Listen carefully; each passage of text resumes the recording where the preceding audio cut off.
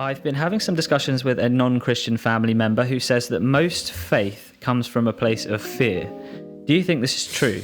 This came from me telling them about my testimony and how I was afraid of dying, and a youth leader said they weren't afraid of dying because they knew where they were going, which led me to listening and wanting to find that peace myself. Thoughts? Faith coming from a place of fear. Yeah, I think people become Christians for all kinds of reasons. And somebody else asked me a similar question, or I think they posted it on social media, something I was doing. And they were making almost the same point, that basically not so much we brainwash children, but they were trying to accuse Christians of scaring children into becoming Christians. And I think it's fair to say that the fear of judgment is one of the components of becoming a Christian. And I think in different people's lives, it's a bigger or a smaller component.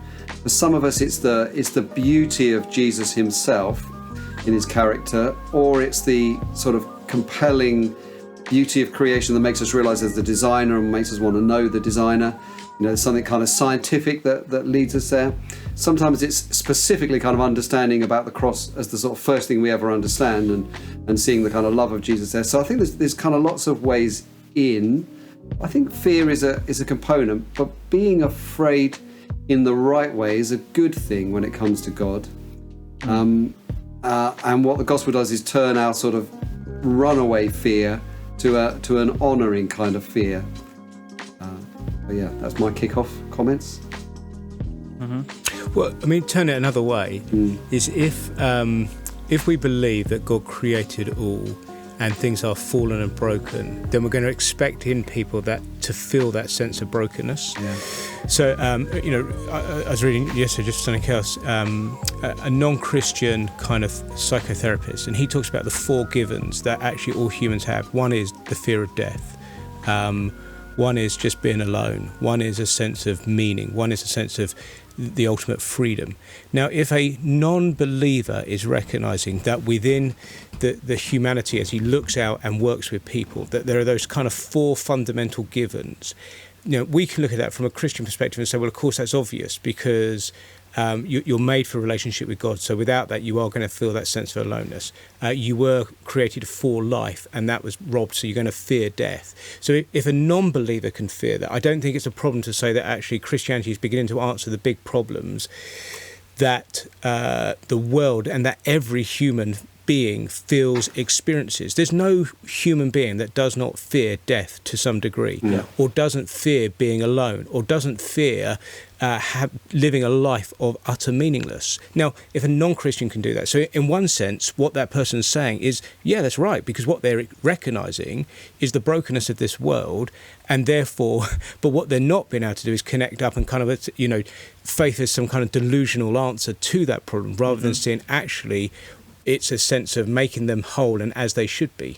Does that make sense? Yes, it really does. Because I think, it's like, fear is a recognition of the problem, isn't it? And if fear was your only motivator towards a series of beliefs, then you could say that's an inappropriate solo motivation. But it's never the solo motivation, is it? It's combined with being convinced intellectually, or being convinced by your experience of Jesus and all these other things that eventually, that kind of, I suppose, bring you across the line of becoming a Christian. It's not just fear, but that is part of your experience, isn't it? Yeah, I agree with that. But I'm never going to turn to Jesus unless I see my brokenness or my need of Jesus. Yeah. So there is a sense, isn't there, that as I look upon the beauty of Jesus, and he says, "Come to me," he is kind of expressing something of rest, of comfort, of hope, of help, of salvation that resonates with something within me because of the way in which I have been made, that says, I like it, I love him, and I want to follow him. Yeah. So as you say, that there is a fear, but the fear is being matched by beauty. Yeah. You're holding those things in tension. It's not just a fear, it's the fact that in the fear that we all have, I'm seeing something of beauty and of love and warmth that kind of connects with that fear and resonates, and you kind of hold those things in tension. Mm-hmm.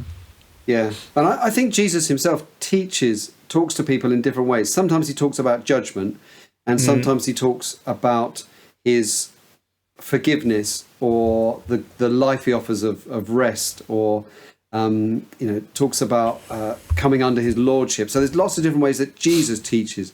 So he doesn't just say, he's not kind of a hell preacher, always preaches about hell and says, just if you want to miss hell, come with me. And so I think, we should do all of those things. I think fear is not enough on its own. So if you're just frightened of God, you'll never really put your faith in him. You'll just be afraid of a sort of amorphous God, judgment, death, all sort of mixed together, and you'll just be petrified and kind of paralyzed.